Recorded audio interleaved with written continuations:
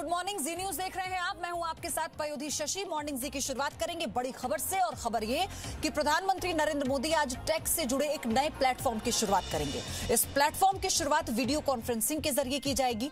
नए प्लेटफॉर्म का मकसद टैक्स के मामले में पारदर्शिता बढ़ाना और ईमानदार करदाताओं को प्रोत्साहित करना है। इस प्लेटफॉर्म का नाम ट्रांसपेरेंट ट्रांजैक्शन और इसी के साथ पारदर्शी कराधान ईमानदार का सम्मान भी होगा।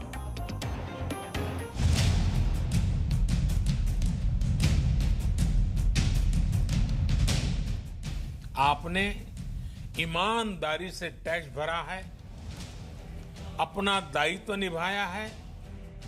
प्रधानमंत्री मोदी की कर क्रांति, पारदर्शी कराधान, ईमानदार का सम्मान। जो लोग टैक्स देते हैं और ईमानदारी से टैक्स देते हैं, वे कानून को मानने वाले नागरिक हैं। वो समाज का दायित्व समझने वाले नागरिक हैं। टैक्स देने वालों को विश्वास हुआ है कि उसकी पाई का सही उपयोग हो रहा है, इसलिए वो आगे आ रहा है। देश की आजादी की वर्षगांठ से ठीक पहले देश में ईमानदार करदाताओं को बढ़ावा देने के लिए प्रधानमंत्री नरेंद्र मोदी आज टैक्स से जुड़े एक नए प्लेटफॉर्म की शुरुआत करेंगे।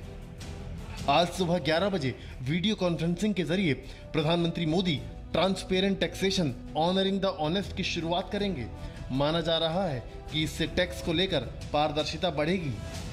मेरे देशवासियों, जो ईमानदार करदाता है, जो टैक्स देता है, मैं आपको विश्वास दिलाता हूं कि जो ईमानदार व्यक्ति कर देता है, उन पैसों से ये योजनाएं चलती हैं। ये योजनाओं के पुण्याई अगर किसी को मिलती है तो सरकार को नहीं, मेरे ईमानदार करदाताओं को मिलती है, टैक्स पेयर को मिलती है। विवादों को निपटाने के लिए डायरेक्ट टैक्स विवाद से विश्वास एक्ट 2020 भी लाया गया था। कई संस्थाएं इनकम टैक्स व्यवस्था को खत्म करने या ईमानदार करदाताओं को प्रोत्साहित करने की मांग करती रही हैं। बीजेपी नेता सुब्रमण्यम स्वामी तो इनकम टैक्स को खत्म कर देने की बात करते रहे हैं। हमारी सरकार बनने के बाद हमने अब तक करीब 1400-1500 जैसे कानून, जिनकी अब आवश्यकता नहीं है, वो सारे कानून खत्म कर देने का हमने काम कर दिया। यानी एक प्रकार से मेरे कार्यकाल में हर दिन एक कानून खत्म होता है। इस मौके पर वित्त मंत्री निर्मला सीतारमण, वित्त राज्य मंत्री अनुराग ठाकुर भी मौजूद रहेंगे। केंद्रीय प्रत्यक्ष कर बोर्ड ने हाल के वर्षों में कई टैक्स सुधार किए हैं। कॉर्पोरेट टैक्स को घटाकर 30% से 22% तक लाया गया है और नई मैन्युफैक्चरिंग यूनिट के लिए तो ये 15% तक कर दिया गया है। हमारे देश के ईमानदार टैक्स पेयर, आपका परिश्रम, आपका समर्पण ही जिसकी वजह से देश ये मदद कर पा रहा है।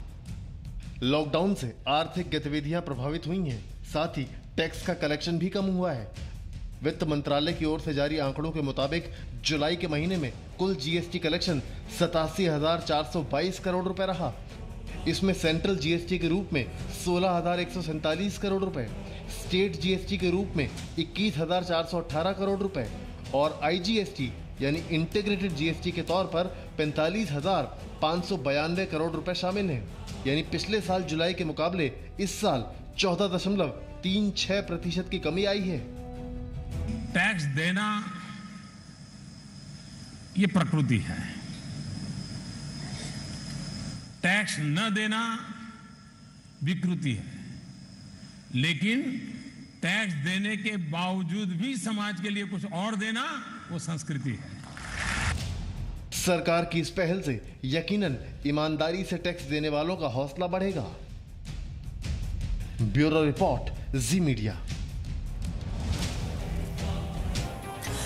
तो देश के ईमानदार करदाताओं को प्रोत्साहित करने के लिए आज प्रधानमंत्री मोदी नई कर क्रांति का ऐलान कर सकते हैं।